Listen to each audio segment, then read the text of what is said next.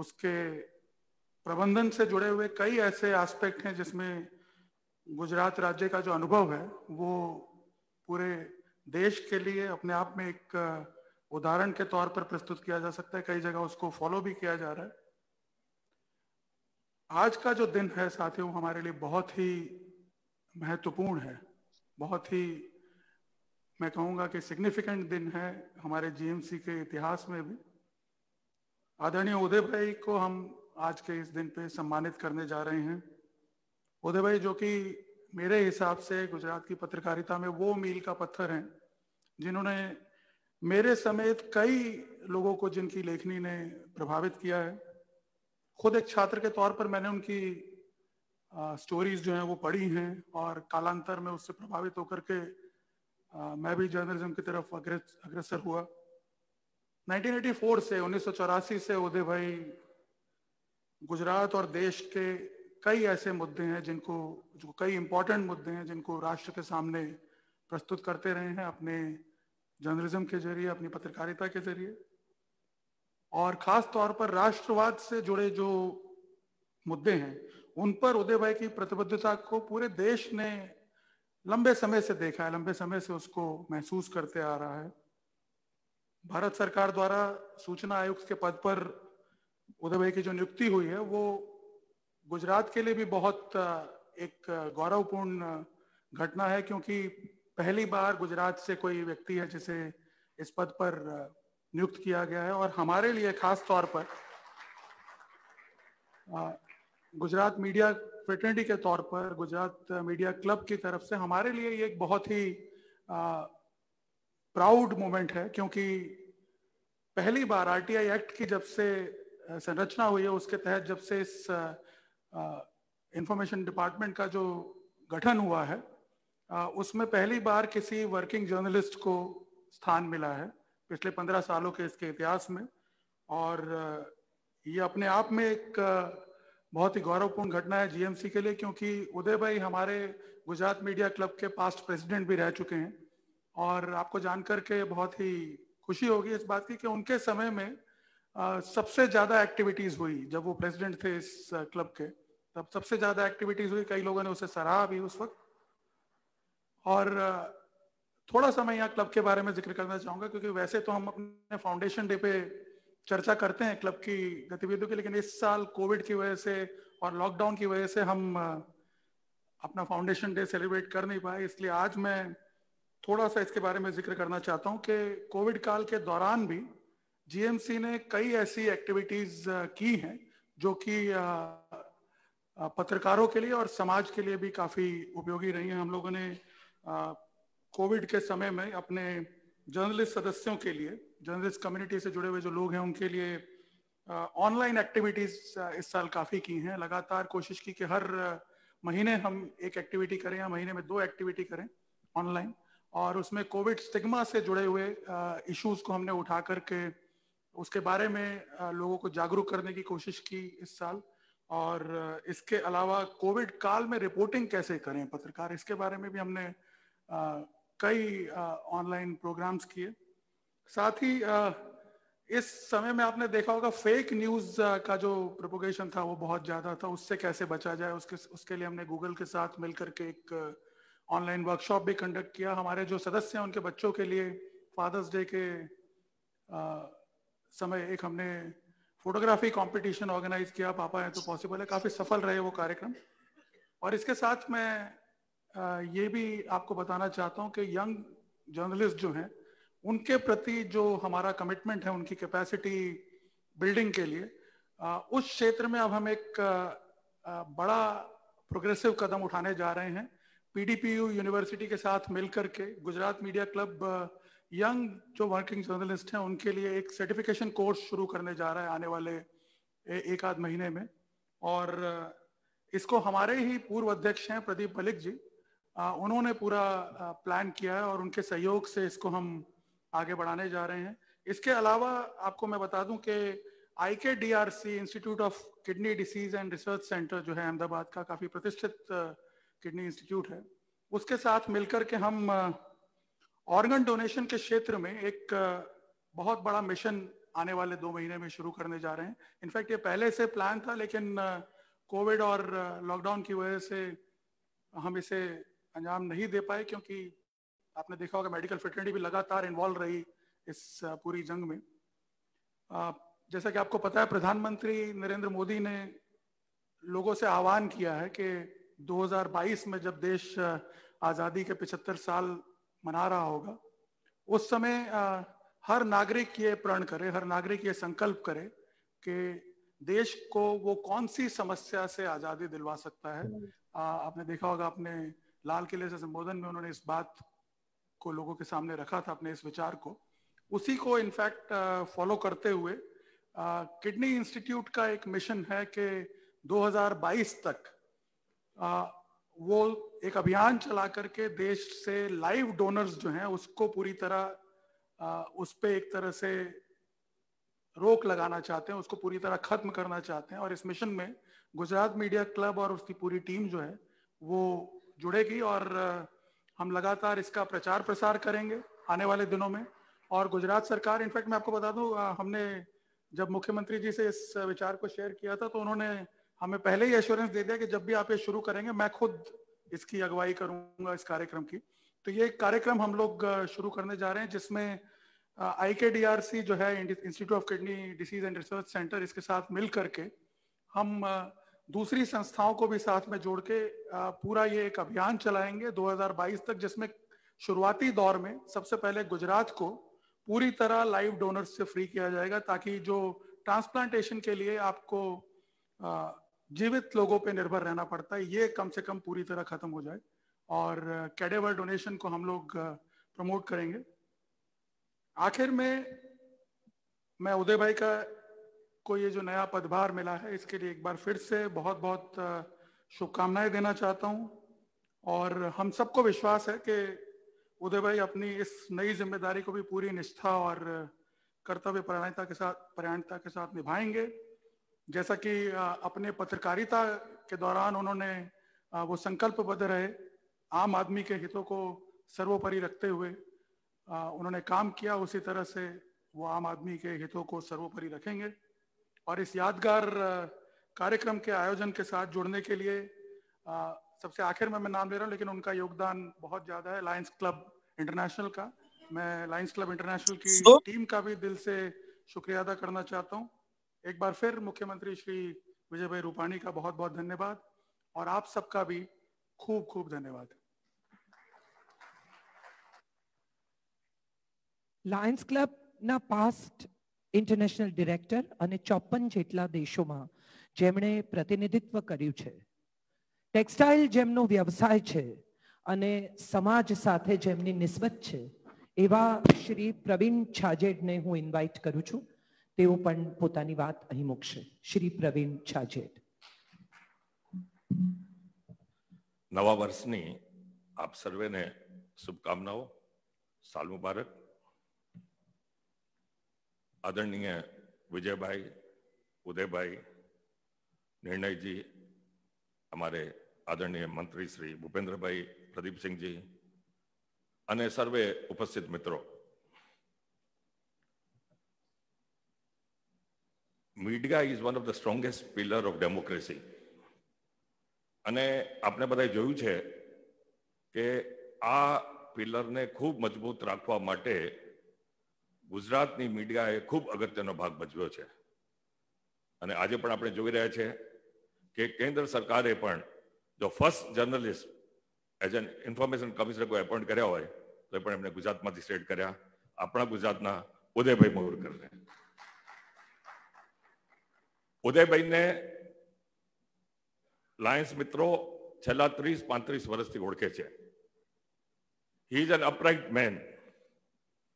અને જે ખાસ વાત મેં જોઈ અને જે ડેમોક્રેસીના પિલરની જે મેં વાત કરી એ ખૂબ નોંધનીય છે એમની બાબતમાં. જે લોકો એમને ફોલો કરે છે કે મેનેજમેન્ટનો એમના ઉપર ગમે તેટલી ડાયરેક્શન હોય, માર્ગદર્શન હોય કે આ લાઈન તમારે પકડવી છે, પરંતુ ઉદયભાઈ એમની લેખનીની અંદર જે મેરિટ બેઝ હોય એને પોતાના શબ્દોમાં વાળીને અને રજૂ કરે છે. I have never scene a bias reporting from Udaybhai. અને એ કઈ કંપની કયા મેનેજમેન્ટ સાથે સંકળાયેલા હતા આપણને બધાને ખબર છે, છતાં પણ રાષ્ટ્ર પ્રથમ અને ભારતીયતાની ભાવના સાથે એમણે મીડિયા જર્નલિઝમનું કામ કર્યું છે. He has come from a family જેમનો ઇતિહાસ આ સ્વતંત્રતા ભૂમિકા માટે ખૂબ અદ્ભુત રહ્યું છે. એક પારિવારિક કલ્ચર છે એમની અંદર, અને એ પારિવારિક સંસ્કારો મીડિયા થકી રાષ્ટ્રને મજબૂત કરવામાં એમણે વ્યક્તિત કર્યો છે. મિત્રો, આજે લાયન્સ ક્લબ આ પ્રોગ્રામમાં એટલા માટે જોડાઈ છે કારણ કે 30 વર્ષથી એ પબ્લિક રિલેશન અને પરસેપ્શન મેનેજ લાયન્સ કેવી રીતે કરવું એમનું માર્ગદર્શન અમને સતત અમારા સેમિનાર્સમાં, ફોરમમાં અથવા કે વ્યક્તિગત રૂપે આપતા રહ્યા છે. અને જો એની વાત કહું તો એક સેમિનારમાં એમણે કહ્યું અમને કે તમારી પ્રેસ નોટ એટલા માટે નથી છપાતી કે તમે એવું લખો છો કે ભાઈ 19 ગામમાં આઈ કેમ્પ થયું, 500 દર્દીઓ આવ્યા, આટલા લાખનો ખર્ચો થયો, એમાં મુખ્ય મહેમાન તરીકે પ્રવીણભાઈ છાજડ હતા અને સેક્રેટરીએ આભાર વિધિ કરીને પ્રવચન કર્યું. આવી ન્યૂઝ તમારી નહીં આવે. ઉદયભાઈએ કહ્યું હમણે કે જો તમે એવું લખો કે લાયન્સ દ્વારા આયોજિત કેમ્પમાં એક વૃદ્ધ બાએ એવું કહ્યું કે મારા આંખના મોતિયાના ઓપરેશન પછી હું મારા પૌત્રને પહેલી વખતે જીવનમાં જોઈ શકી, અને એમાં છેલ્લી લાઈન લખેલી હોવી જોઈએ કે આ કેમ્પ લાયન્સ ક્લબ દ્વારા આયોજિત હતો. આવું જો તમે લખશો તો તમારી ન્યૂઝ આવશે. અને એ ફિલોસોફી એમને જે માર્ગદર્શન આપ્યું, આ ફક્ત નેશનલ લેવલ ઉપર નહીં પરંતુ આ પબ્લિક રિલેશન મેનેજમેન્ટની આ વિચારધારા આપણા ગુજરાતમાંથી મેં આખા ઇન્ટરનેશનલ સુધી લઈ ગયો. અને એટલા માટે જ આજે તમે જુઓ કે લાયન્સના ગમે તે પ્રોગ્રામ હોય તો સૌથી પહેલા આશીર્વાદ આપવા નરેન્દ્રભાઈ મોદી પણ આવતા હતા અને વિજયભાઈ રૂપાણી પણ આવે છે. વિજયભાઈ અમને એટલા બધા આશીર્વાદ આપ્યા છે મિત્રો કે અમારા આઈ હોસ્પિટલનું ઉદઘાટન હોય, બ્લડ બેંકનું ઉદઘાટન હોય, ડાયાલિસિસ સેન્ટરનું ઉદઘાટન હોય, સ્વજન ગૃહનું ઉદઘાટન હોય, ગમે તેટલી એમની કાર્ય પણ Vijaybhai always encourage the lions. અને એમના હિસાબે આજે અમારા ઇન્ટરનેશનલ અધિકારીઓ, ઇન્ટરનેશનલ એક્ઝિક્યુટિવ પ્રેસિડેન્ટ એમને જ્યારે વિધાનસભામાં, સેક્રેટરીએટમાં કે મળવા જાય છે તો પણ આજે ગુજરાતના લાયન્સનું એપ્રિસિએશન આપણા મુખ્યમંત્રી શ્રી ત્યાં કરે છે. What a great PR our chief minister of doing. Vijaybhai, we are really grateful to you. તમે એક NGOની સેવા કરવા માટે જે કદર કરી છે એ અમે લાયન્સ ક્યારે નહીં ભૂલીએ. આજે બાપુ ભૂપેન્દ્રસિંહજી અહીંયા છે, પ્રદીપસિંહજી છે, જ્યારે જ્યારે પણ લાયન મિત્રો યાદ કર્યા છે એ ઓલવેઝ અમને આશીર્વાદ આપ્યા છે.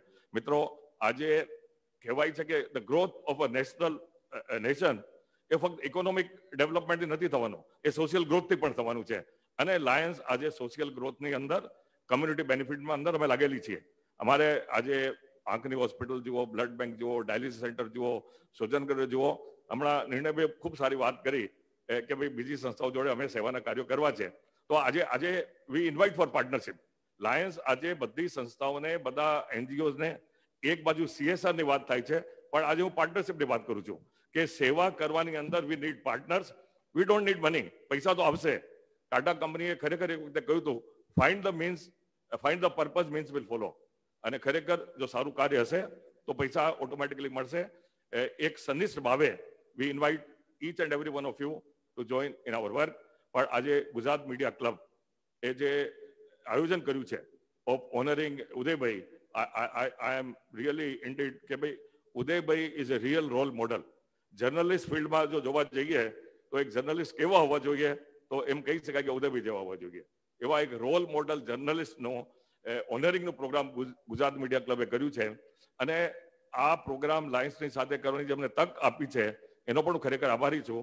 અને એક મિત્રો ખરેખર મને નવો અનુભવ થયો કે મીડિયાથી લોકો કેમ ગભરાય છે મને ખબર નથી, પણ મને તો મીડિયા સાથે કામ કરવાની ખૂબ મજા આવી છે. એમની અંદર પણ એક હૃદય છે, એક ભાવના છે, લાગણી છે. અને આ નિર્ણયભાઈ કપૂરને મેં ખૂબ નજીકથી સાથે કામ કર્યું, ધીમંત પુરોહિત સાથે અને ઘણા બધા મિત્રો સાથે મેં કામ કર્યું આ વખતે મીડિયા સાથે. પણ ઇટ્સ અ પ્લેઝર. અને મને ચોક્કસ ખાતરી છે, એક વસ્તુ ચોક્કસ કહું, જ્યારે નિર્ણયભાઈએ એની ઇતિહાસની વાત કરી તો 64 વર્ષ પહેલા લાયન્સની સ્થાપના ગુજરાતમાં થઈ સૌથી પહેલી, જેના સ્થાપક પ્રમુખ હતા અરવિંદ મેલા અરવિંદ લાલભાઈ અને સ્થાપક સેક્રેટરી હતા રોહિત મેલા રોહિત મહેતા. અને એ 64 વર્ષ પછી પણ એ લીગેસી અમે આગળ ચલાવી રહ્યા છે. On behalf of 1.4 million lions of the world, 300,000 lions of India and 20,000 lions of Gujarat, I congratulate Lion Uday Mavurkar on his appointment as the Information Commissioner by the Government of India. एक वाइद कदाच आपने ख्याल नहीं होय, this is a direct appointment by the Prime Minister of India. His portfolio comes under public grievance cells, which is monitored by Prime Minister himself. Congratulations, Uday bhai. God bless you. ઉદય મહુરકર એક ઇતિહાસવિદ છે. ઇતિહાસ અને પુરાતત્વ archaeology સાથે Maharaja Sayajirao યુનિવર્સિટીમાંથી graduation કરીને એમણે Indian એક્સપ્રેસમાં પત્રકાર તરીકે કારકિર્દીની શરૂઆત કરી. ઇતિહાસ સાથે એમનો સીધો સંબંધ એવી રીતે રહ્યો છે કે ભારતના ઇતિહાસના કેટલાક પાનાઓ જેમણે પાણીપત અને ટીપુ સુલતાન સાથેના યુદ્ધમાં મરાઠા સામ્રાજ્યની તલવારને પોતાના મજબૂત અને દેશભક્ત હાથમાં જકડી રાખી એવા મરાઠાઓના ઉદયભાઈ વંશજ છે. 1761, 1786 અને 1795ના યુદ્ધમાં પરાક્રમ બતાવનાર મરાઠા સરદારના એ વંશજ છે. ઉદયભાઈના વડવાઓ મહાદજી શિંદે સાથે ઉત્તર તરફ જઈને વસ્યા અને ગ્વાલિયરના રાજવીના પરિવારની સેનામાં એ અધ્યક્ષ હતા. સાળુંકે અથવા સોલંકી જેને આપણે કહીએ છીએ એ ક્ષત્રિય પરિવાર સાથે એમનો સીધો સંબંધ છે. પૂનાના પુરંદર જિલ્લામાં મહુરનો કિલ્લો જે આપણે જોયો છે ઘણા લોકોએ, એ એમનું મૂળ વતન છે. 1984માં ઇન્ડિયન એક્સપ્રેસ અને 1987માં ઇન્ડિયા ટુડે, પણ ઇન્ડિયા પ્રાયોરિટીમાં. ઇન્ડિયા હંમેશા એમને માટે આ દેશના લોકો એમને માટે પહેલા રહ્યા છે. ઉદયભાઈ બહુ સારા જ્યોતિષ છે, નથી માનતા તમે? 1987માં એમણે મને કહેલું કે you write well and you should take writing a bit seriously. એ વાતને મેં 20 વર્ષ પછી સિરિયસલી લીધી, પણ એમણે પ્રેડિક્ટ કરેલું કે આપણા અત્યારે જે પ્રધાનમંત્રી છે એ જ્યારે સીએમ હતા ત્યારે ઉદયભાઈએ પ્રેડિક્ટ કરેલું કે પ્રધાનમંત્રી બનશે અને બન્યા. જ્યોતિષ છે કે નથી? બાબા રામદેવ વિશે એમણે કહેલું. 2003માં એમની સ્ટોરી, બાબા રામદેવની લેન્ડમાર્ક સ્ટોરી પુરવાર થઈ હતી. એમણે અમિત શાહ વિશે પ્રેડિક્શન્સ કર્યા હતા, એમણે ગુજરાત વિશે જે પ્રેડિક્શન્સ કર્યા હતા, ગુજરાત ઇલેક્શન્સ વિશે એમના કરેલા પ્રેડિક્શન્સ સાચા પડ્યા છે. એનું કારણ એ નથી કે જ્યોતિષ છે, એનું કારણ એ છે કે એમનો અભ્યાસ ખૂબ ઊંડો છે. એવા ઉદય મહુરકરને આજે અભિનંદન આપવા માટે મનીષ બરાડિયાએ એમના કાર્ય અને કારકિર્દીને આવરી લેતી એક નાનકડી ઓડિયો વિઝ્યુઅલ બનાવી છે. એ ઓડિયો વિઝ્યુઅલ આપ સૌ સમક્ષ રજૂ કરતા મને આનંદ થાય છે. મનીષભાઈ કોઈક કારણસર આપણી વચ્ચે હાજર રહી શક્યા નથી, તો મૂવિંગ પિક્સેલ્સ અને મનીષ બરાડિયા વતી આજે એ ફિલ્મ હું તમારા સુધી લઈને આવી છું.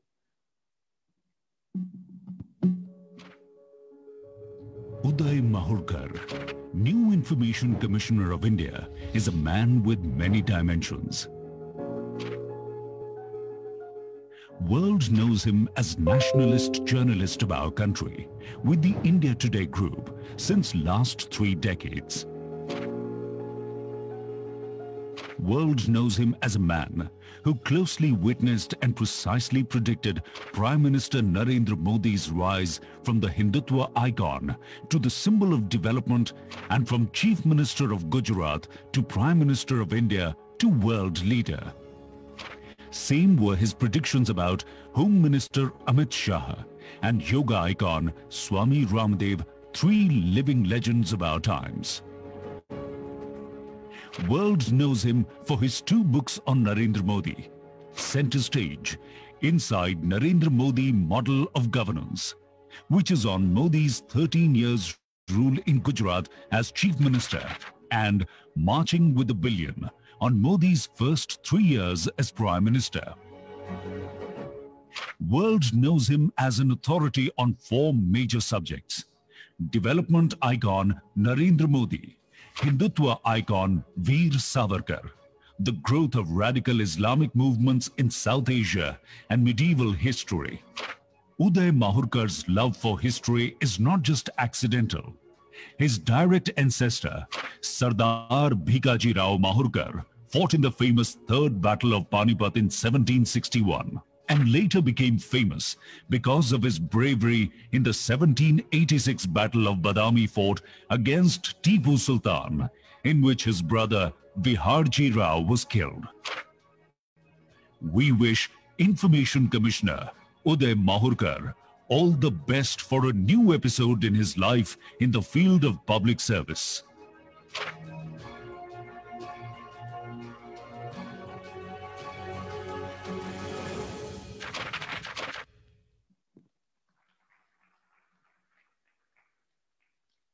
હવે હું જેને આમંત્રિત કરવાની છું એ દોસ્ત છે, 3 AM ફ્રેન્ડ, ખાલી મારો નહીં, બહુ બધા લોકોનો.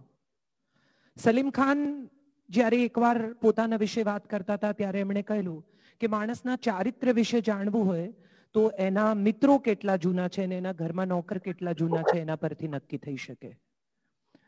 તો આ એક એવો માણસ છે જેના મિત્રો 40-40 વર્ષ જૂના છે. આ એવો માણસ છે જેના વિરોધીએ મને એકવાર એમ કહેલું કે અજય સાથે મારો મતભેદ હોઈ શકે પણ એની માહિતીમાં ગડબડ નહીં હોય. તંત્રીથી માંડીને મંત્રી સુધી જેના પર બધા ભરોસો કરે છે, વાચકથી માંડીને વિવેચક સુધી બધા જ જેની વાત બિલકુલ સવાલ પૂછ્યા વગર માની લે છે એવા દિવ્ય ભાસ્કરને ગુજરાત લઈ આવનાર તંત્રી, પાયોનિયર તંત્રી અજય ઉમટને હું ઇન્વાઇટ કરીશ. અજયભાઈ વાત કરશે ઉદયભાઈ સાથેના સંસ્મરણોની, કારણ કે એ મહારાજા સયાજીરાવ યુનિવર્સિટીમાં 1 જ વર્ષ અજયભાઈના સિનિયર હતા. તો I invite Ajay Umat with great round of applause, ladies and gentlemen. Ajay Umat.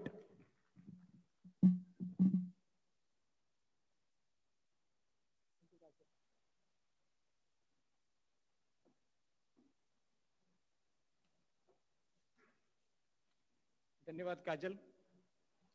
माननीय मुख्यमंत्री विजय भाई, Bhupendra Singh ji, Pradeep Singh ji, my dear friend Uday Mahurkar, निर्णय चार्जर साहब. एक्चुअली उदय माहुरकर ने परिचय ની જરૂર છે ખરી?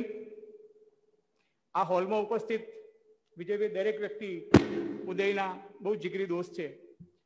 મને યાદ છે કે એક વખત બાપુ મુંબઈમાં સુપ્રીમ કોર્ટના ચીફ જસ્ટિસની ઉપસ્થિતિમાં નાની પાલખીવાલાનો પરિચય આપવાનો હતો અને ત્યારે મુંબઈ હાઈકોર્ટ બાર એસોસિએશનના પ્રેસિડેન્ટે કહ્યું હતું કે સર નાની પાલખીવાલા ઇઝ નાની પાલખીવાલા, એ પરિચયના મોહતાજ નથી, અને એને પોતાનો પરિચય પૂરો કરી દીધો હતો.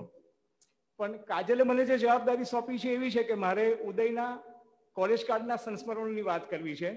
તો મારે કહેવું છે કે સ્મિતા ભાભીથી પણ મારો પરિચય ઉદય સાથેનો જૂનો છે. છેલ્લા 40 વર્ષથી અમે મિત્ર છીએ.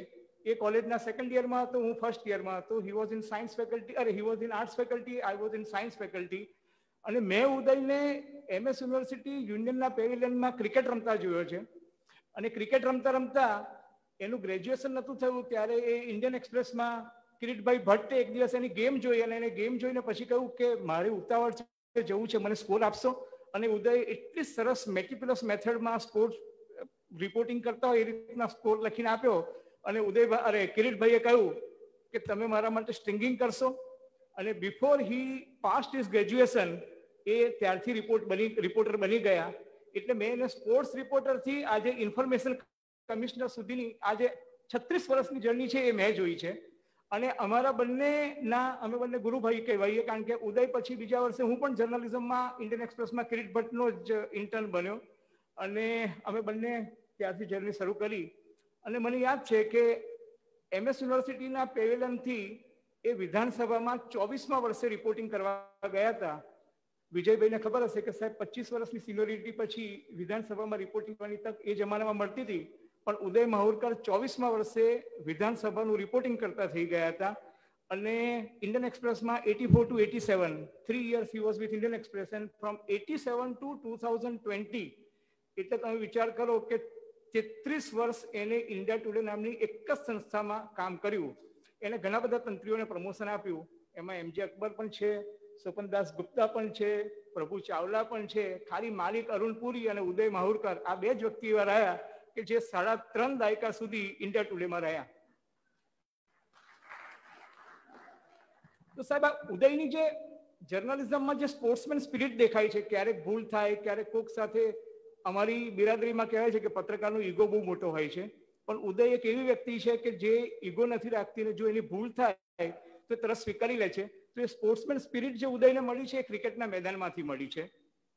ઉદયને જે લીડરશિપ ક્વોલિટી મળી છે એ એના પિતાજી માહુરકર દાદાને કારણે મળી છે, કારણ કે માહુરકર દાદા was one of the finest trade union leader, અને આ જીવન એ વેસ્ટર્ન રેલવે મજદૂર સભાના યુનિયનના પ્રેસિડેન્ટ પણ રહ્યા. પણ વડોદરા શહેરમાં કોંગ્રેસ પાર્ટીની વ્યક્તિ હોય કે ભાજપની વ્યક્તિ હોય, ટ્રેડ યુનિયનની કોઈ પણ હોય, માહુરકર દાદા પાસે જાય એટલે એમનું કામ થાય ને થાય જ. એવા માહુરકર દાદા કે જેને અહેમદ પટેલથી માંડીને અમિતભાઈ અને મોદી સાહેબથી માંડીને કોઈ પણ વ્યક્તિ ઇજ્જત આપતા હતા, એ માહુરકર દાદા અનફોર્ચ્યુનેટલી 1 મહિના પહેલા એમનું અવસાન થયું છે. પણ એ માહુરકર દાદા પાસેથી ગળથુથીમાં ઉદયે લીડરશિપ ક્વોલિટીઝ સ્વીકારી છે. અને ફાઇટિંગ સ્પિરિટ ઉદયના ડીએનએમાં ક્યાંથી આવી, તો એ મનીષ બરડિયાની આપણે એવી ફિલ્મમાંથી જોયું કે એ જે એના જીન્સમાં છે કે એના વડદાદાઓ અને દાદાઓ એ ફાઇટર હતા. So Uday belong to a martial race, એટલા માટે એનામાં એ ફાઇટિંગ સ્પિરિટ છે. અને એનામાં જે કરુણા અને અનુકંપા રહી છે એ માતાજીને આભારી છે. એ માતાજીને કારણે ઉદય જે છે એનામાં હંમેશા તમને કરુણા અને અનુકંપા દેખાય. એ દિલ્હી હોય ને તો પણ તમને ફોન કરે કે દોસ્ત પેલી વ્યક્તિને તકલીફ છે, જરાક મદદ કરી આપજો ને. હું તમને કહેશો તો કંઈક મદદ મોકલી આપીશ, પણ તમે પેલી વ્યક્તિને મદદ કરજો. ઉદયના ફોન કાયમ મદદ માટે જ આવતા હોય છે. અને એનો જે લાગણીશીલ સ્વભાવ છે એ પરિવારમાં મારી સ્મિતા ભાભી, બાળકો ઋગ્વેદિતા અને ક્યાં ગયો સમરજીત, એના કારણે છે. 1984 થી એને પત્રકારત્વની શરૂઆત કરી અને છેક સિનિયર રિપોર્ટરથી સિનિયર એડિટર સુધી ઉદય પહોંચ્યો. પણ ઉદયે 2 બાબતોમાં કદી કોમ્પ્રોમાઇઝ નથી કર્યું. એક એનો નો કોમ્પ્રોમાઇઝ એટીટ્યુડ અને બીજી ફાઇટિંગ સ્પિરિટ. એ નો કોમ્પ્રોમાઇઝ એટીટ્યુડ હિન્દુત્વની આઈડિયોલોજીમાં પણ હોઈ શકે અને પત્રકારત્વમાં જ્યારે સ્ટેન્ડ લેવામાં આવે ત્યારે પણ હોઈ શકે. વિજયભાઈ, તમને નવાઈ લાગશે કે 2002ના ગુજરાતના જ્યારે રાયોટ્સ થયા હતા ત્યારે અનફોર્ચ્યુનેટલી પત્રકારત્વ પણ, આજે હું મીડિયા ક્લબ સમક્ષ બહુ જવાબદારીપૂર્વક કહું છું કે મીડિયા ક્લબ હોય કે કંઈ પણ પત્રકારત્વ પણ આડી અને ઊભી 2 ધરીમાં વહેંચાઈ ગયું હતું. એક ગુજરાત તરફી, ગુજરાત વિરોધી. હિન્દી પત્રકારત્વ, અંગ્રેજી પત્રકારત્વ એક તરફ હતું, ગુજરાતી પત્રકારત્વ બીજી તરફ હતું. અને ત્યારે અંગ્રેજી પત્રકારત્વમાં કોઈ એક વ્યક્તિએ સ્ટેન્ડ લઈને ગુજરાતની વાત જો લખી હોય કે તમે પોસ્ટ ગોધરા રાયટ્સની વાત કરો છો, પણ એ પહેલા શું થયું એની વાત જો કોઈએ કરી હોય તો જવાબદારીપૂર્વક મેં ઉદય માહુરકરને ઇન્ડિયા ટુડેના ન્યૂઝ રૂમમાં લડતા જોયો છે. હું એટલા માટે કહું છું કે મેં પોતે ઇન્ડિયા ટુડેમાં કામ કર્યું છે. ડાબેરી વિચારસરણીના એક્સ્ટ્રીમ ડાબેરી ટાઈપના લોકો વચ્ચે અને એક્સ્ટ્રીમ જમણેરી વચ્ચે જે બેલેન્સ જાળવવાનું હોય, ઓબ્જેક્ટિવિટી સાથે જે કામ કરવાનું હોય, એ કામ છે ને એ તલવારની ધાર પર ચાલવા જેવું છે. અને એના માટે કદાચ એને ન્યૂઝ રૂમમાં વધારે ઝઝુમવું પડ્યું હશે બાપુ, પણ એને જે સત્ય લાગ્યું એને પોતાની વિચારસરણીમાં કદી બાંધછોડ કર્યો નથી. અને એટલા માટે જ કદાચ એ આજે આ મુકામ પર પહોંચ્યા છે. એટલે પ્રમાણિક વૈચારિક મતભેદ હોઈ શકે, પણ તમારી ફેક્ટ્સ જે છે એમાં કોઈ કોમ્પ્રોમાઇઝ ન હોઈ શકે. સમાચાર એ સતી સ્ત્રી જેવું છે, એની પર કોઈ દિવસ છેડછાડ કે બળાત્કાર ના થઈ શકે. અને ઉદય એમાં માને છે. 2002ના રમખાણો હોય કે નરેન્દ્ર મોદી પર કવર સ્ટોરી લખવાની હોય તો ફેક્ટ્સ, ફિગર્સ અને ઓપોઝિટ વ્યૂ એ બધું જ લઈને ઉદય લખતો હતો. ઉદય વોઝ ધ વન પર્સન કે જેને 2002માં નહીં પણ 2000ની સાલમાં કહ્યું હતું કે નરેન્દ્ર મોદી લાંબી રેસના ઘોડા છે and he is going to become prime minister one day. એ એનું 2002નું પ્રિડિક્શન, 2000ની સાલનું પ્રિડિક્શન હતું. પણ એ ચર્ચામાં હું એટલા માટે નથી પડતો કે એ રિપીટ થઈ ગયું છે. પણ ઇન્ડિયા ટુડેનો ન્યૂઝરૂમ હોય, એ બ્લોગ લખતો હોય, ટ્વિટર પર ટ્રોલ થતો હોય, પણ કદી એને સાવરકરની વાત હોય, ઇસ્લામિક કટ્ટરતાવાદની વાત હોય, મુસ્લિમ તૃષ્ટિકરણનો ઇસ્યુ હોય, એના પર કદી કોમ્પ્રોમાઇઝ નથી કર્યું. કારણ કે ઉદય માહુરકર એક એવી વ્યક્તિ છે કે જે ઇતિહાસ સાથે કદી પણ છેડછાડ કે ચેડા થાય તો એ સહન કરી લેતો નથી. અને એનું કારણ અમારી યુનિવર્સિટીનું એક કલ્ચર છે કે રિસર્ચ કર્યા વગર કોઈ જ વાત કરવી નહીં. And Uday Mahurkar is one of the finest researcher કે જેને ઇતિહાસને ઘણી બધી ખૂટતી કડીઓ જે છે એ ખૂટતી કડી એને જોડી આપી છે. અને એટલે જ ઉદયના જે 2 પુસ્તકો છે જે એને નરેન્દ્ર મોદીના મોડેલ ઓફ ગવર્નન્સ પર લખ્યા, એક તો centre stage inside Modi's model અને બીજું marching with billions. I was lucky કે બંને પુસ્તકના વિમોચનમાં હું એની સાથે સ્ટેજ પર હતો. અને ત્યારે જ મોદી સાહેબે એની એ બધી જવાબદારી જોઈ અને આજે ઉદયને ક્રિકેટની એક ઇનિંગ પતી અને એક નવી ઇનિંગની જવાબદારી સોંપી છે. અને એ જવાબદારી સોંપી છે ત્યારે મને નરેન્દ્રભાઈની સ્પીચ હું ગઈકાલે રાત્રે યુટ્યુબ પર જોતો હતો. એમાં એમણે આરટીઆઈના એક ફંક્શનમાં કહ્યું હતું કે why we want RTI. RTI એટલા માટે હોવું જોઈએ કે સમાજમાં અને વહીવટીતંત્રમાં પારદર્શકતા આવે, અકાઉન્ટેબિલિટી આવે, જવાબદેહીતા આવે, so that people can take informed decision.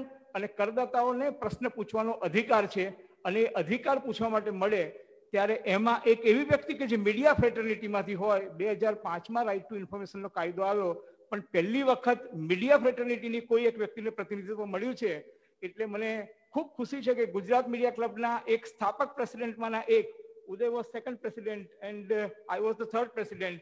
એટલે એક બેટન જે છે એ મોદી સાહેબે એમને જે જવાબદારી સોંપી છે એ નવી ઇનિંગ ખૂબ સારી રીતે નિભાવશે, અને એના માટે આપ સૌ અને હું એને શુભકામના આપવામાં જોડાઈએ. Thank you very much. એ ફિયરલેસ છે.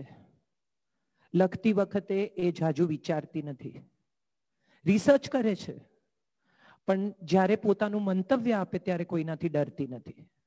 ભાવનગર જેવા નાનકડા ગામમાંથી અંગ્રેજી છાબાના તંત્રી તરીકે એણે પોતાની કારકિર્દી બનાવી છે. મારી દોસ્ત છે અને આજે એને સ્ટેજ પર આમંત્રિત કરતા મને બહુ જ ગૌરવ થાય છે. હું દીપલ ત્રિવેદીને આમંત્રિત કરું છું two come and say a few words. Dipal Trivedi. આપણે મીડિયાના બધા આપણા જ ઘરના હોય એટલે તાળી નહીં પાડવાની યાર.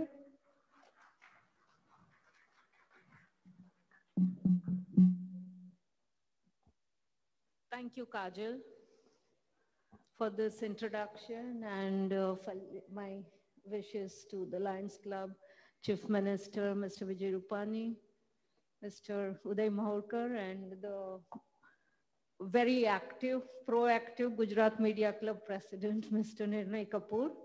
અત્યાર સુધી બધા બોલ્યા એ like અજયભાઈ બોલ્યા, કાજલ.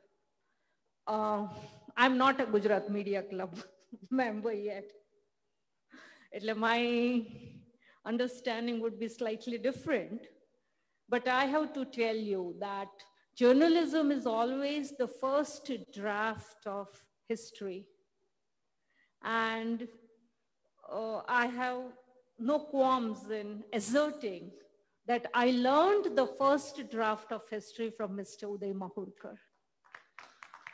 I'm forever indebted to him. I remember I was a very gawky teenager, a schoolgirl, and probably the first journalistic report I ever read was his. And I started storing it.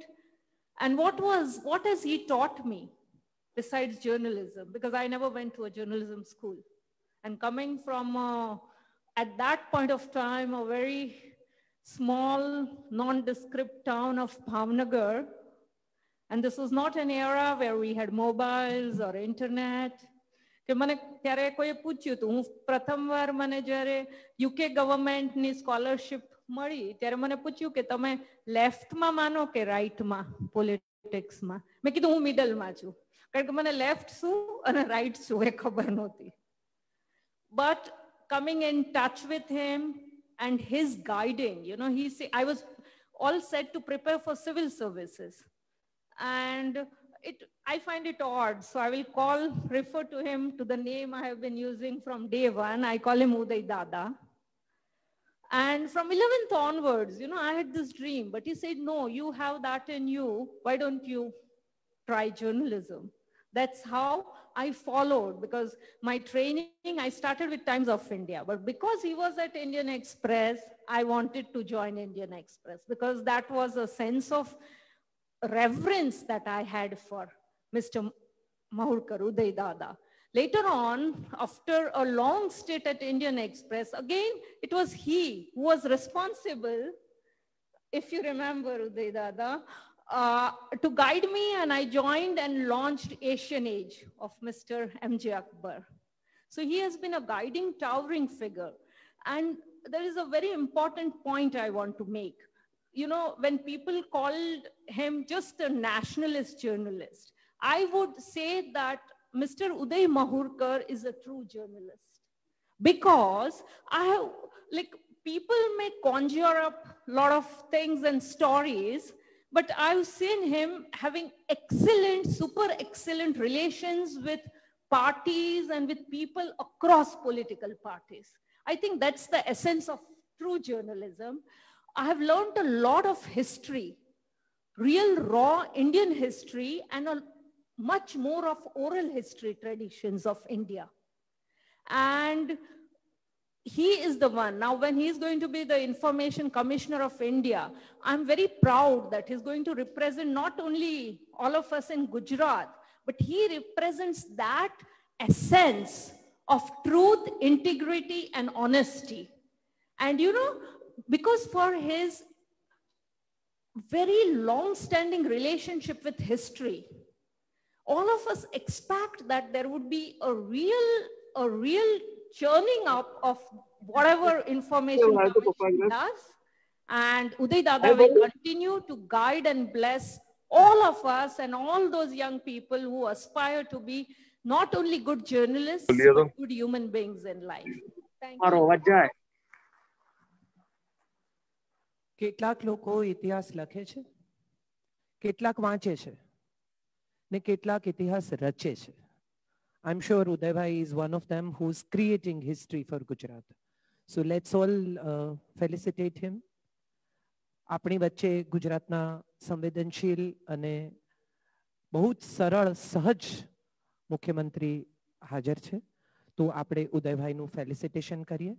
હું માનનીય મુખ્યમંત્રીને વિનંતી કરીશ કે ફેલિસિટેશન અભિનંદનનો સિલસિલો એમનાથી શરૂ કરીએ.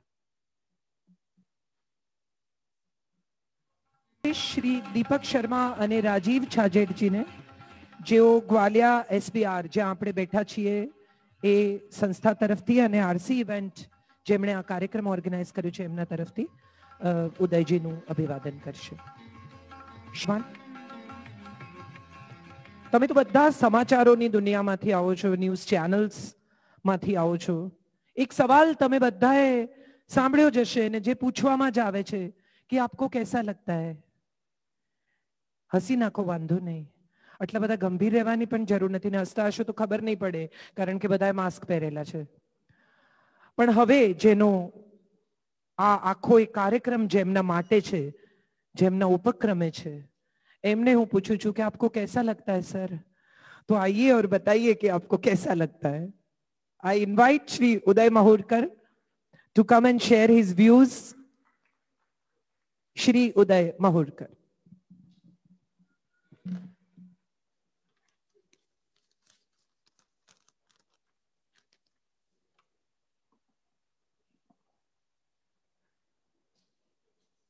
ભારતના મુખ્યમંત્રીઓમાં સૌથી સરળ કહી શકાય એવા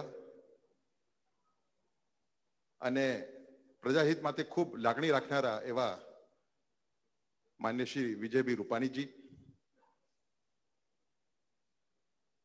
ગુજરાત મીડિયા ક્લબના પ્રેસિડેન્ટ શ્રી નિર્ણય કપૂર, મારા જૂના મિત્ર અને અમારા પારિવારિક મિત્ર એવા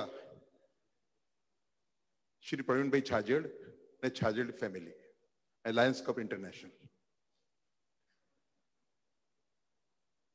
એક વ્યક્તિના યોગદાન માટે એનું અભિવાદન એની જ કર્મભૂમિમાં થાય, કદાચ એના કરતા મોટું કોઈ ન હોઈ શકે. એટલે આજનો દિવસ મારા માટે ખૂબ યાદગાર દિવસ છે. ટાઈમ ખૂબ નીકળી ગયો છે પણ ટૂંકમાં મારી જીવનયાત્રા અમુક અંશો આપણી સામે મૂકવાનો પ્રયત્ન કરીશ. મેં જીવન કોઈ દિવસ એવું ધાર્યું નહોતું કે હું પત્રકાર થઈશ. એક દિવસ મને મારા એક સગા હતા જેમનું નામ હતું નારાયણ સાઠમ. બહુ ગજાના ક્રિકેટર હતા અને ગાવસ્કર, ગ્રેહેમ ગુચ આ બધાની વિગતો એમને લીધેલી. એમનો એક દિવસ મને ફોન આવ્યો, હું પહેલા વર્ષમાં ભણતો હતો BA માં, કે ઉદય તારે સ્પોર્ટ્સ રિપોર્ટર બનવું છે. કેમ? કે ઇન્ડિયન એક્સપ્રેસમાં એક જગ્યા ખાલી છે અને એ લોકો માણસ શોધે છે પાર્ટ ટાઈમ, કે પગાર બહુ નહીં મળે પણ નામના ખૂબ મળશે. મેં કહ્યું હા હું તૈયાર છું. એટલે સની અબ્રાહમ કરીને યુએનએના હેડ હતા વડોદરામાં, પાછળથી આખા ભારતમાં યુએનએના હેડ થયા હતા. એમની પાસે મને લઈ ગયા. એમને જે તે વખતના જે ઇન્ડિયન એક્સપ્રેસના ઇન્ચાર્જ હતા અમદાવાદમાં, એમને એવી વાત કરી હતી કે અમારે કોઈ એક યંગ છોકરો જોઈએ છે જે સ્પોર્ટ્સ રિપોર્ટિંગ કરી શકે, કારણ કે વડોદરા છે એ સ્પોર્ટ્સની પણ નગરી છે, ખાસ કરીને ક્રિકેટની. અને ક્રિકેટ ઉપર મારું ખૂબ સારું પ્રભુત્વ હતું. હું પોતે ક્રિકેટ પણ રમતો હતો સ્કૂલના કોલેજના દિવસોમાં. એટલે એ રીતે મેં મારી કારકિર્દી શરૂ કરી.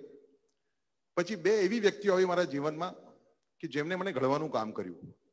એક કિરીટભાઈ ભટ્ટ, વૈચારિક રીતે મારો ખૂબ મતભેદ રહ્યો એમની પાછળથી, 2002 રાયટ્સમાં કદાચ કિરીટભાઈને હું બંને સામે સામે એવું તમને લાગે એવું સ્ટેન્ડ એમને લીધું હતું. પીયુસીલમાં એ હેડ હતા, પણ મને ઘડવાનું કામ એમને કર્યું. અને એમની જોડે એક હતા પ્રમોદ પાગેદાર, વાત વાતમાં તમને વળે અને આકરું બોલે એકદમ. હું માનું છું કે આ જગ્યા હું પહોંચ્યો એમાં એ આકરું પણ હતું, એનું પણ બહુ મોટો રોલ છે. પછી પ્રભાત જોશી કરીને એક બહુ મોટા ગજાના પત્રકાર અને સર્વોદય મુવમેન્ટના બહુ મોટા નેતા, એ ઇન્ડિયન એક્સપ્રેસના એડિટર તરીકે આવ્યા અને એમને મને સલાહ આપી કે માવલકર, આ સ્પોર્ટ્સમાં કંઈ દમ નથી, તમે જનરલ રિપોર્ટિંગમાં આવી જાઓ. અને જનરલ રિપોર્ટિંગ હું કરતો થઈ ગયો. 1983માં BA થયો એટલે તરત મારી એક એન્ટ્રન્સ એક્ઝામ લીધી મારી પાસે ઇન્ડિયન એક્સપ્રેસે, અને હરિજીતસિંહ નામના એડિટર હતા, એમને મને એપોઇન્ટ કર્યો. પરિસ્થિતિ કે એવી સર્જાઈ કે મારી ઉંમર ખૂબ નાની હતી, છતાં મને વિધાનસભા કવર કરવાની તક મળી. એ જમાનામાં વિધાનસભા જે કવર કરતા હતા એ લોકોની જો ઉંમર આપણે જોઈએ તો 50 વર્ષ 40 વર્ષ એથી નીચે કોઈ કવર કરી ન શકે, પણ મને એ મોકો મળ્યો એટલે ખૂબ મને અનુભવ મળ્યો. અને પછી 1987માં જ્યારે ઇન્ડિયા ટુડે જોઈન કરવાનો હતો એના થોડાક દિવસ પહેલા કિરીટભાઈ મને કીધું કે માવલકર, એક બહુ જ ઉર્જાવાન વ્યક્તિ આવ્યા છે ભાજપમાં, શ્રી નરેન્દ્ર મોદી, આપણે બંને એમને મળવા જઈએ. નવા નરેન્દ્રભાઈ આવ્યા હતા RSS માંથી BJPમાં. મને યાદ છે લગભગ માર્ચની વાત હશે, માર્ચ 1987ની, કે હું ને કિરીટભાઈ મળવા ગયા નરેન્દ્રભાઈને ખાનપુર ઓફિસમાં. અને ખૂબ ઘણી સારી વાતો નરેન્દ્રભાઈ કરી. તો વાત કરવામાં ખૂબ એમને જે ઇસ્યુ વિષય ગમતા હતા અમને બધી વિશે એમને વાત કરી. જ્યારે અમે ઉપરથી નીચે ઉતરતા હતા, ખાનપુર ઓફિસે તમે જોયું હશે એક દાદરો નીચે ઉતરવું પડે છે, ત્યારે મને કીધું કે માવલકર, આ નરેન્દ્ર મોદી બહુ સ્વસ્થ માણસ લાગે છે અને ખૂબ વિઝનરી લાગે છે, ખૂબ આગળ વધશે. આ ટિપ્પણી એમને કરી હતી, મને આજે પણ યાદ છે. પછી ઇન્ડિયા ટુડેમાં જોડાયો.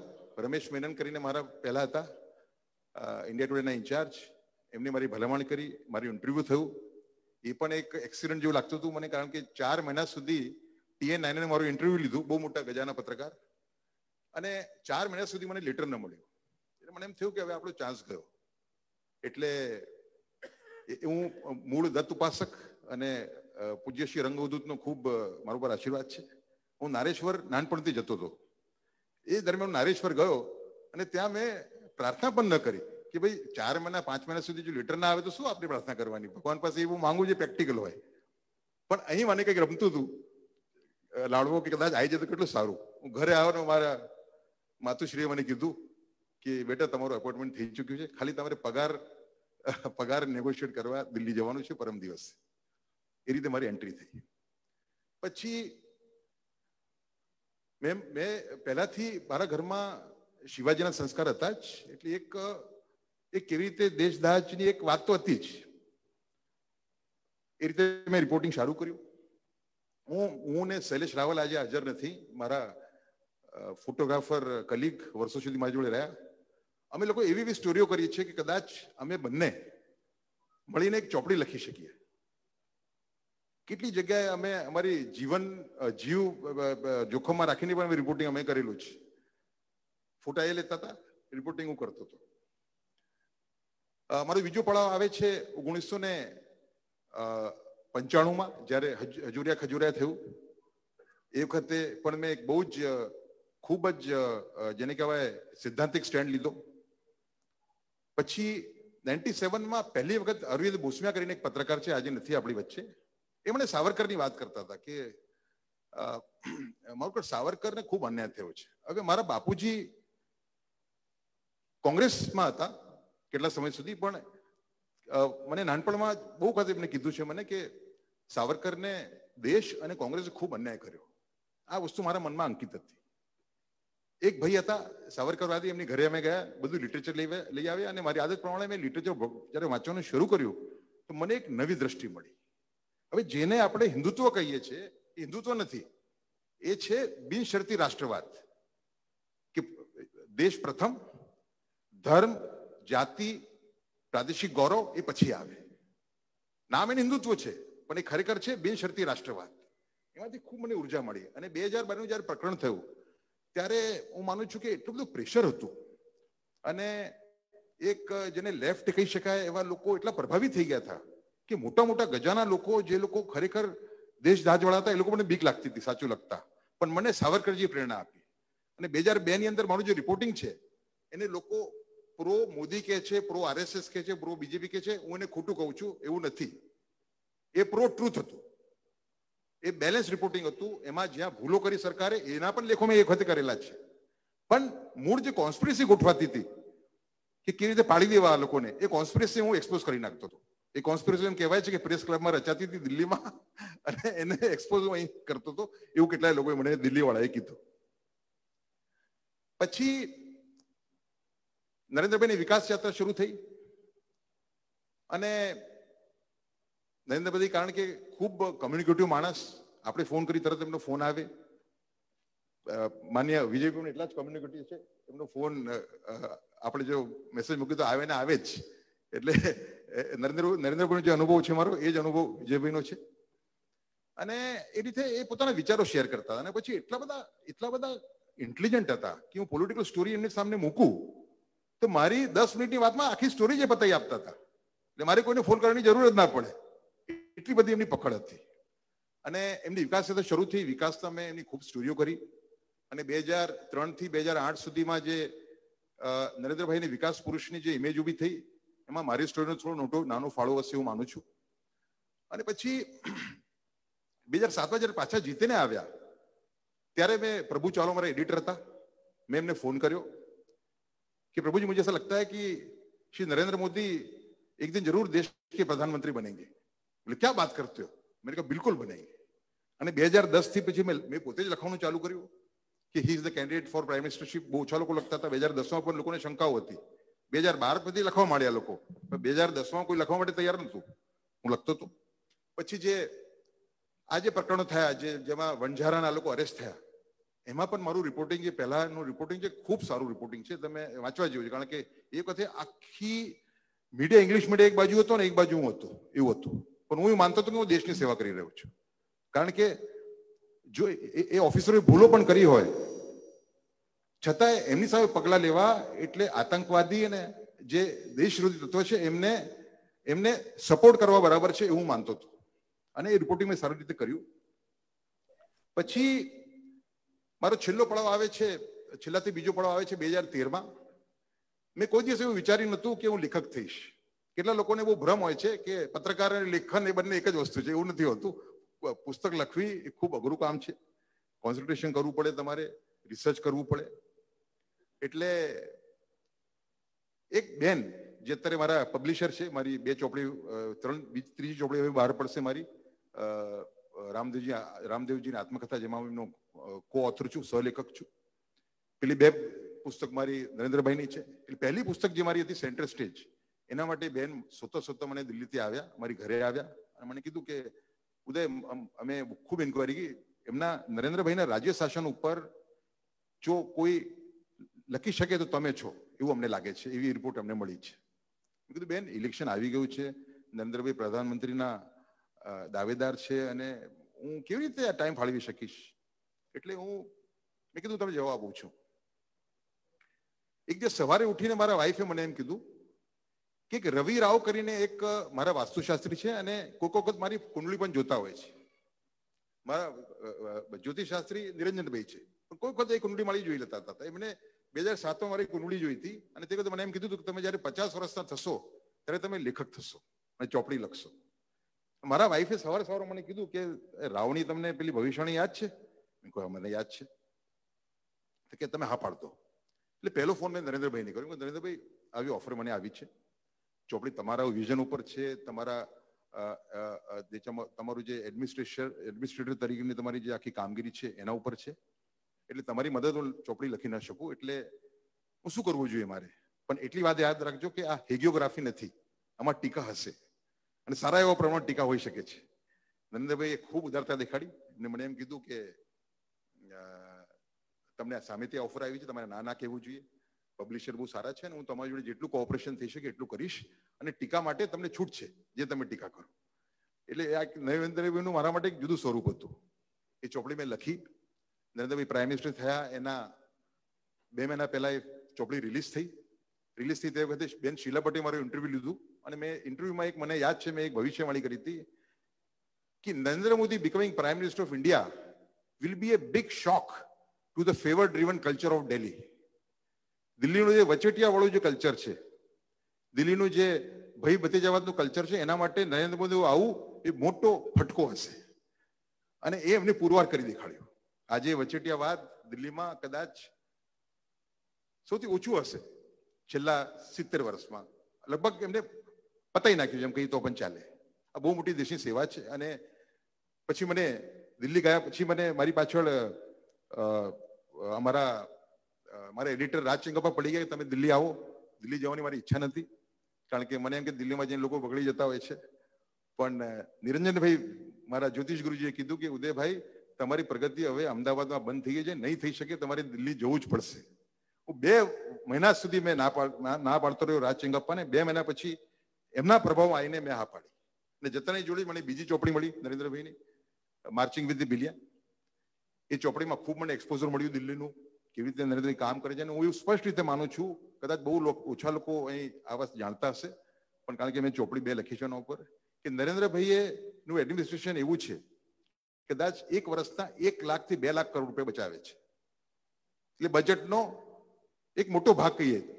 જો બજેટ આપણું કેટલું છે 26 લાખ કરોડનું છે વિજયભાઈ, નેશનલ બજેટ 28 લાખ કરોડનું હશે. 2 લાખ કરોડ રૂપિયા સરકાર કદાચ બચાવતી હશે એવું મારું માનવું છે.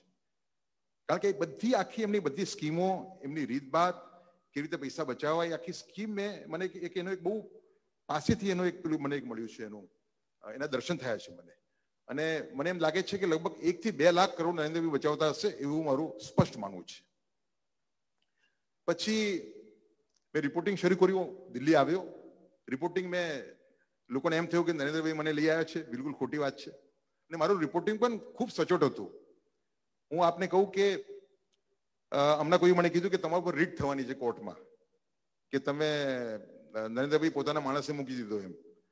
એટલે મેં કીધું રીટ જો થશે ને તો 1 દિવસમાં કોઈ પણ જજ હશે ફગાવી નાખશે, કારણ કે મેં મારું કામ બહુ સારી રીતે કર્યું છે. જ્યાં ટીકા કરવાની છે સરકારની ત્યાં કરી જ છે, બીજેપીની ટીકા કરવાની છે ત્યાં કરી જ છે. એટલે મને જે સાવરકરમાં જે આ સંસ્કાર મળ્યા કે ભલે આપણે આઈડિયોલોજીકલી એક ગ્રુપની જોડે હોઈએ, પણ પત્રકાર તરીકે આપણે આપણી જે જવાબદારી છે એ આપણે ઈમાનદારીથી નિભાવવી જોઈએ. આ વસ્તુ, આ તાકાત મને સાવરકરમાંથી મળી. સાવરકરજીનું, કારણ કે આ જે એમનું છે બિનશરતી રાષ્ટ્રવાદ, કારણ કે એમના વિશે એટલી બધી ભ્રમો ફેલાયેલા છે.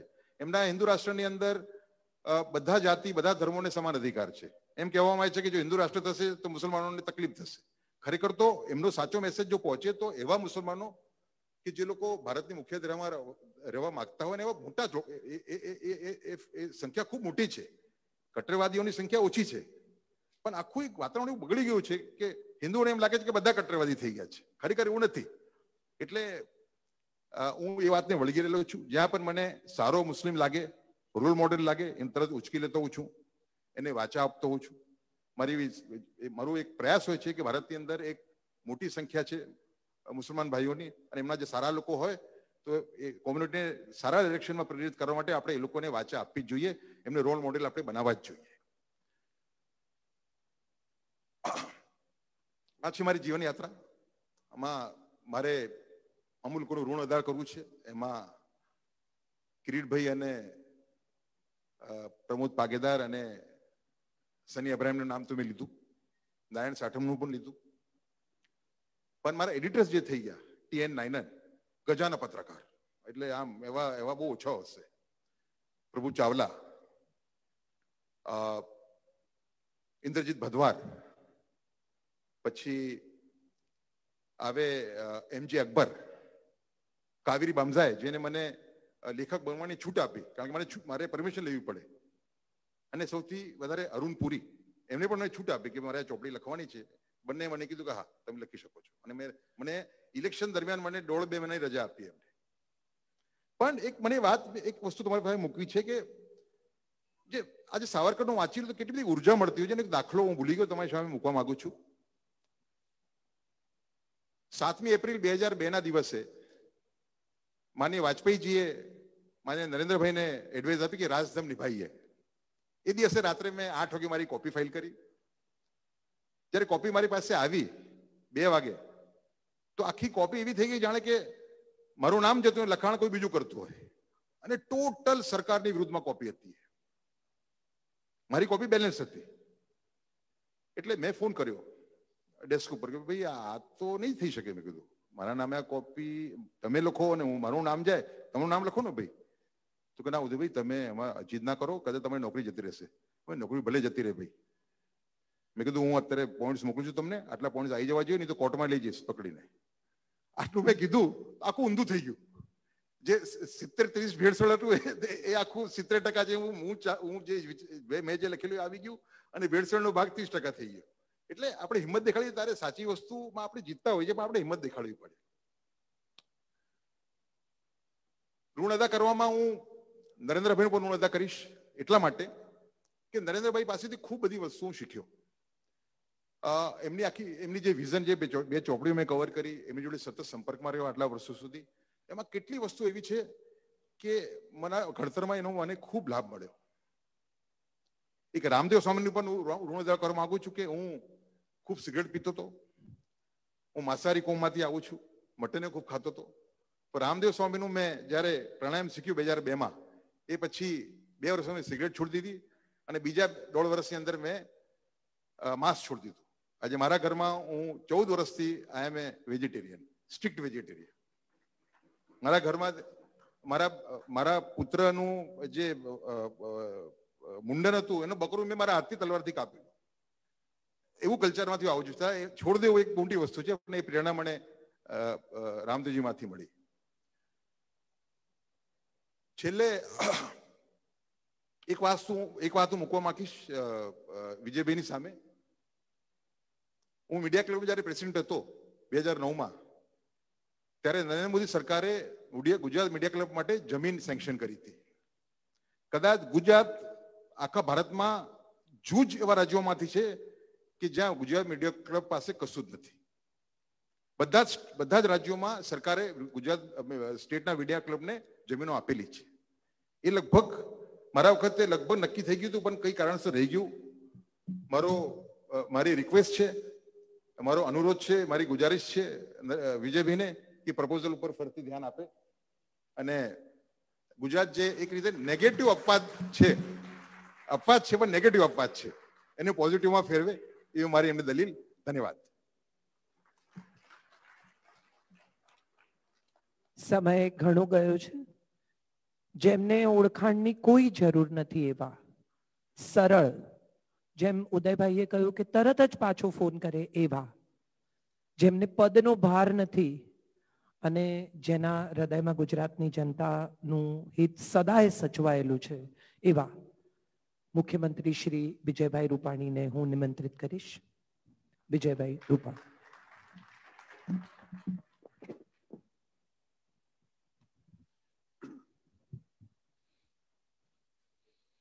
મંચ ઉપર ઉપસ્થિત ભારત સરકારના નવનિયુક્ત માહિતી કમિશનર શ્રી ઉદય માહોલકર, મીડિયા ક્લબના પ્રમુખ શ્રી નિર્ણય કપૂરજી, લાયન્સ ક્લબના ડાયરેક્ટર શ્રી પ્રવીણભાઈ છાજડ, અત્રે ઉપસ્થિત મારા મંત્રીમંડળના સાથી માન્ય ભૂપેન્દ્રસિંહજી, માન્ય પ્રદીપસિંહજી, ભાઈઓ અને બહેનો, સૌપ્રથમ તો સમગ્ર ગુજરાતની જનતા વતી ઉદયભાઈને ખૂબ ખૂબ શુભકામનાઓ પાઠવું છું. આપણા બધા માટે, ગુજરાત માટે ગૌરવ છે કે પહેલા પત્રકાર, અને એ પણ ગુજરાતમાંથી, એવા ઉદયભાઈની માહિતી કમિશનર તરીકે જે નિયુક્તિ થઈ છે, એ આપણા બધા માટે ખૂબ ગૌરવની લાગણી છે. મને જ્યારે નિર્ણય કપૂરે વાત કરી દિવાળી પહેલા કે ઉદયભાઈનું સન્માનનો કાર્યક્રમ કરીએ છીએ, તો તમે તારીખ આપો, એટલે મેં કીધું નવા વર્ષનો પહેલો જાહેર કાર્યક્રમ ઉદયભાઈ માટે. એટલે બધું ભાઈ બીજ પતે એટલે ગમે તે તારીખે ગોઠવો. એટલે 18 તારીખ નક્કી થઈ. અને આ પહેલો કાર્યક્રમ નવા વર્ષનો જાહેર કાર્યક્રમ થઈ રહ્યો છે. ઘણી બધી વાત આપણી વચ્ચે અત્યારે અલગ અલગ લોકોએ કરી છે, એટલે વાતને દોહરાવતો નથી, પરંતુ જે ઉદયભાઈમાં વિશેષતા હતી કે આઈડિયોલોજીને કમિટેડ, જેમ હમણાં કીધું ને છેલ્લે કે ભાઈ આ રાયોટ થયા ત્યારે આ સ્ટોરી આ છપાશે તો નહીં ચાલે, હું કોર્ટમાં જઈશ, નોકરી જતી હોય તો ભલે જાય, આ બધી વાત બહુ મહત્વની છે. મારો પહેલો પરિચય મારા સસરાએ કરાવ્યો હતો ઉદયભાઈનો. એ સાવરકર સંસ્થાન આખી સંઘની એક RSSની મારા સસરાને જવાબદારી હતી, અને સાવરકરના સંદર્ભમાં ઉદયભાઈને એમની સાથે અવારનવાર મળવાનું થતું, અને ત્યારે મારો પહેલો પરિચય ઉદયભાઈનો થયો. હું તો રાજકોટ અને સીમિત રાજકોટનું અને સૌરાષ્ટ્રનું મારું રાજકારણ, એટલે અમદાવાદ સાથેનો બહુ પનારો મારો નહોતો, પણ ઉદયભાઈનો આ રીતે મારા સસરાને કારણે પરિચય થયો. અને ત્યાર પછી તો મારે પણ અમદાવાદ આવવાનું થયું, પ્રદેશનું કામ સંભાળવાનું થયું, અને પછી જાહેર જીવનમાં સતત મળવાનું થયું છે. પણ વાત બહુ સાચી છે કે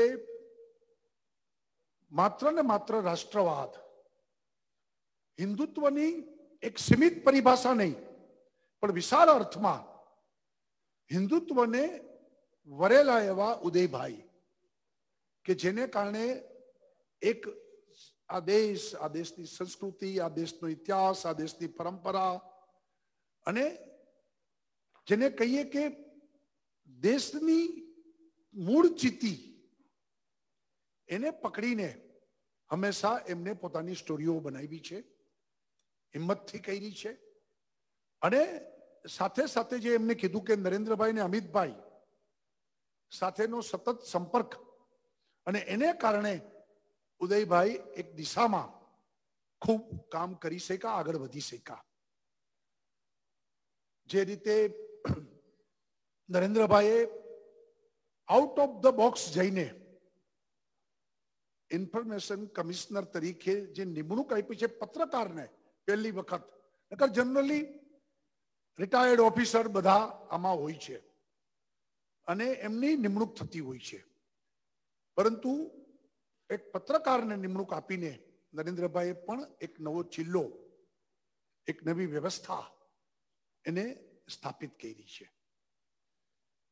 આપણે આશા રાખીએ કે ઉદયભાઈ ખૂબ સફળતાપૂર્વક એક માહિતી કમિશનર તરીકે, કે જે લોકશાહીમાં ખૂબ મહત્વની જવાબદારી છે. આપણી લોકશાહી ત્યારે ટકશે કે જ્યારે લોકશાહીના મૂલ્યો, જેની પાસે અપેક્ષાઓ છે, એમાં પણ એક મીડિયા છે, ઓપોઝિશન છે, ગવર્મેન્ટ છે, જ્યુડિશરી છે, એમ પ્રજાનો અધિકાર, રાઇટ ટુ ઇન્ફોર્મેશન, એની જવાબદારી એમને મળી છે. એટલે પત્રકાર તરીકે પણ લોકશાહીને જીવતી રાખવા માટે મહેનત કરતા હતા, અને હવે રાઇટ ટુ ઇન્ફોર્મેશન એ સંદર્ભમાં પણ સામાન્ય માનવીને એનો અધિકાર સલામત રહે એ માટે પણ તેઓ કામ કરતા રહેશે. અને એને કારણે દુનિયાની સૌથી મોટી લોકશાહી ધરાવનારો આપણો દેશ, અને એમાં લોકશાહીનો દીપ સતત પ્રજ્વલિત રહે એ એમની જવાબદારી થઈ છે. ત્યારે આપણા બધાની શુભકામનાઓ એમની સાથે છે.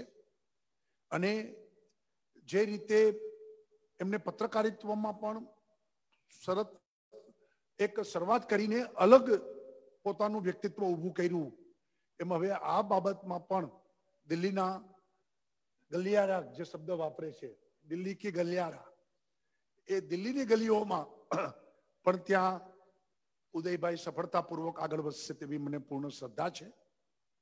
ગુજરાતનું નામ પણ રોશન કરશે અને ગુજરાત સાથેનો પનારો એ પણ સતત એમનો રહેશે જ. અને દિલ્હીમાં તો કહેવાય છે કે ગુજરાતનો દબદબો છે અને એમાં એક મોટું પીછું ઉમેરાણું છે તેવું મારું માનવું છે. આપણા બધા વતી ખૂબ ખૂબ શુભકામનાઓ પાઠવું છું અને ખૂબ સફળતાપૂર્વક કામગીરી કરશે તેવી શ્રદ્ધા સાથે મારી વાત પૂરી કરું છું. જય જય ગરવી ગુજરાત, ભારત માતા કી જય. કોઈ પણ એક પુરુષ જ્યારે સફળ થાય છે, કશુંક મેળવે છે, ક્યાંક પહોંચે છે, ત્યારે એની પાછળ હંમેશા એના ઘરમાં ગૃહલક્ષ્મી બનીને એનું ધ્યાન રાખતી, એની સગવડો સાચવતી એની પત્ની પણ એટલી જ અભિનંદનની અધિકારીણી હોય છે.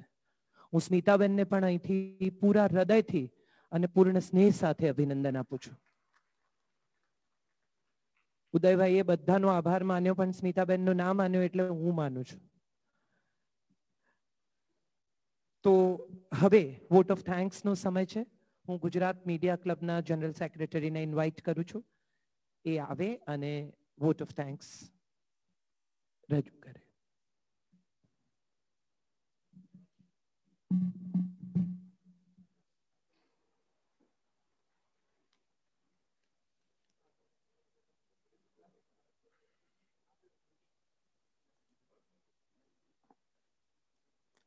First of all, Happy New Year to all of you. ખાતો એવો સમય નીકળી ગયો છે અને ડિનરનો પણ ટાઈમ થઈ ગયો છે, એટલે I'll not waste much time of yours, but like to grab the opportunity on behalf of Gujarat Media Club to thank each and every one of you for coming here and making this event successful.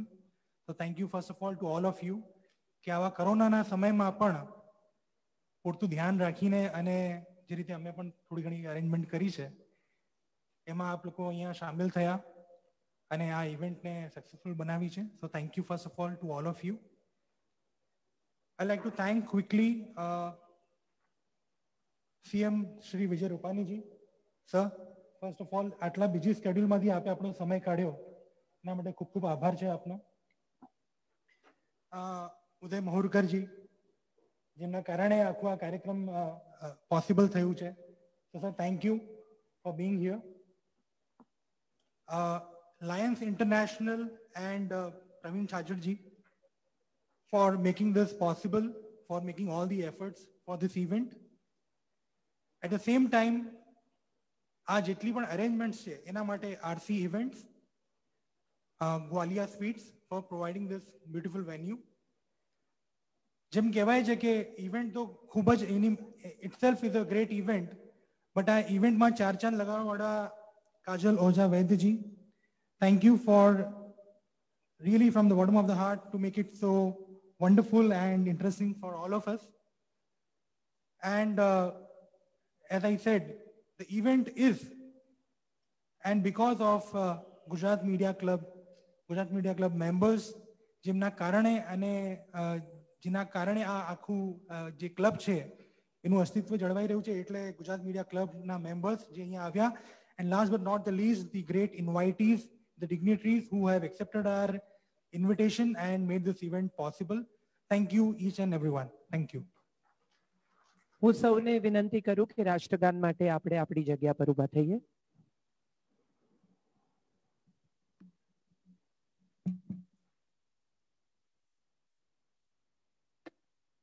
जनगण मन अधिनायक जय हे भारत भाग्य विधाता. पंजाब सिंध गुजरात मराठा द्राविड उत्कल बंगा. विंध्य हिमाचल यमुना गंगा उच्चल जलधि तरंगा.